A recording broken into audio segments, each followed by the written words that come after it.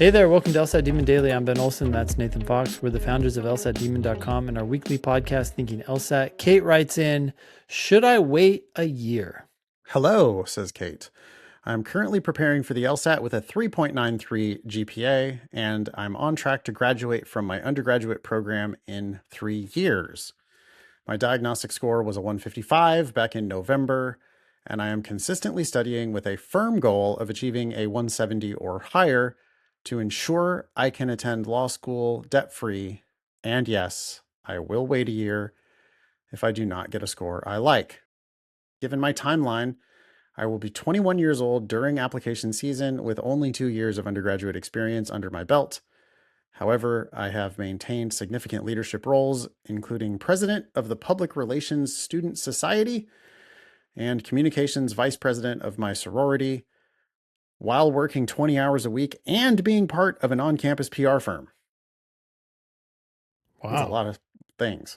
Yeah, it is. And 3 years of school to graduate. Hyper overachiever with a 3.93 GPA. My question is, will being a 21-year-old K through JD applicant who graduated a year early put me at a disadvantage compared to older applicants with post-grad work experience if I achieve my target LSAT score this summer? Is there a compelling reason to wait an additional year to apply, or does my academic record demonstrate the maturity required for law school? Any advice would be greatly appreciated. Thank you, Kate. Yeah, for the higher ranked schools, work experience is an important factor. The most important factors are your GPA and LSAT. So those numbers are going to matter more. And all this stuff that you're doing, I'm worried could hurt your GPA. I'd rather have a 4.0 with none of these, with no extracurriculars. Yeah. It's not like undergraduate admissions. Law school is largely LSAT and GPA. Yeah, I think that's an interesting comment that you just made. I think Kate is someone who was very successful in high school. Yeah. Did a lot of these things to get into college and then said, okay, now I'm going to do them even better to get into law school. And law school is like, actually, they say they look at these things, but they don't. They look at your LSAT and your GPA. Now, post-grad work experience, I think, is actually more important than these undergrad experiences. You That's have true. been working 20 hours a week, but it's not all real of these life, things. Though. Yeah, it's not the same as Campus going out jobs, and working 20 hours a week while you're in school, student jobs. It's not the same thing as a real job. They're more lenient about a bunch of things. Yeah. It's impressive that you're working and going to school, but I think the biggest benefit for your application is in this order. Currently, right now, focus on your GPA. Yeah. Improve your GPA. Then improve your LSAT score as high as you possibly can, which you can do after you graduate. You can't change your GPA after you graduate. So you have to tackle your GPA first, even though your LSAT is more important. Yeah. Then I would do post-grad work experience, not just because it might somewhat mildly help your application for these higher ranked schools. I would do it so that you have a better sense of your commitment to law school. Like, is this really what I want to do? Or have I gone out into the workforce and decided, no, I'd rather do something else? And so that you don't have to mess around with the LSAT and law school applications while you're still in undergrad. I mean, doing all those things at once could lead to all of a sudden your GPA is 3.91 or 3.89. I mean, 3.93, as good as that is below the median in the top 14. Yeah, we were just talking about someone who had a 3.94 on the Thinking LSAT podcast who got denied, likely because that 3.94 was below the 3.95 and the 3.96 at two of the top schools in the top 14.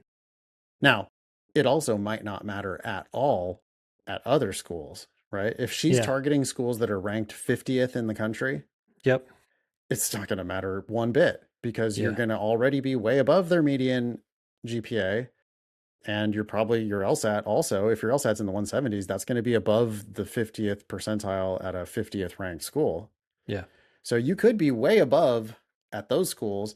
And at those schools, your grades and your GPA, or sorry, your grades and your LSAT are going to get you scholarships already. Like it doesn't even matter. The work experience doesn't even matter. Doesn't matter. If you're asking about top schools, right? I mean, literally any school in the top 14, your grades are already like kind of sketchy. Yep. And the LSAT's going to need to be not just 170 or higher. It's going to need to be 175 or higher in the top 14. Not to say that you can't sometimes get in, but like she says she wants to attend law school debt free. Yeah. And you're not doing that at the top 14 with a 170 and a 3.93. That's not happening. Yep. And it really has nothing to do with the work experience, though. Grades first, Kate, then LSAT, then apply. Then decide whether your offers are worth going or not going. Yep. I think it's true that some real work experience makes Kate a better applicant. That said, if she were to apply this cycle to schools in the, around T50, she's probably going to look at some full rides, and maybe there's schools that she would love to go to that are just going to be like, oh yeah, okay, fine. I'll pay $0, go to that school. Let's get on with it. That's fine too. It really depends on what what is your goal here, Kate. It almost feels like your goal is to finish school as quickly as possible. As possible, as opposed to like, okay, what do you want to do after you graduate? Because that's going to dictate whether or not a top ranked school is actually important to you. If it's not, then you can go for free or get a stipend at a lower ranked school. I think that's a bigger question. And that's where the work experience is really going to be the most valuable, because then you can really decide, what do I want to do as an attorney? There's not quite enough context here to know, right? Like Kate could be from a family of lawyers, could be planning to go to work for the family law firm, in which case she's purely just asking, hey, am I going to need work experience to get into law school? Yeah. And the answer is probably no, because there's 200 law schools in the country, and you're going to get a full ride from many of those schools based on what you've already told us about your LSAT and your GPA.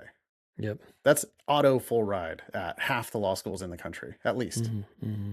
Right? Go to lsatdemon.com/scholarships, Kate, if you want to play around. I'm sure you already have, but those numbers that good make you a shoe-in at all but the top schools.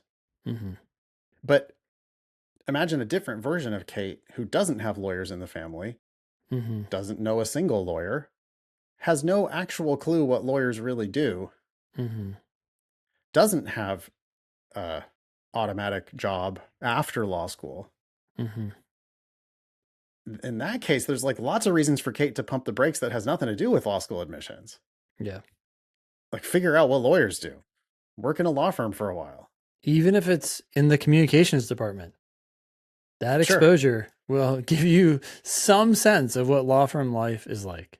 First job, be the receptionist of the law firm. Who cares? But just get your foot in the door, get to know some lawyers, watch what they do every day. Grab lunch with them sometimes. Totally. Figure out, you'll be grabbing lunch for them. You just won't be having lunch with them. You'll be try. Getting their lunch for them. Can we have coffee together for 5 minutes one day? Yeah. As you're handing them their lunch that you went and picked up for them. Yeah.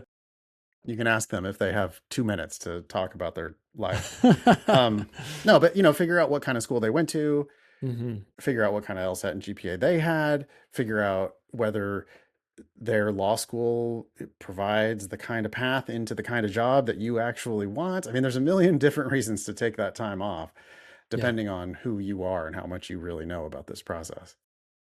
Okay, enough of that. Thanks, Kate. Good luck.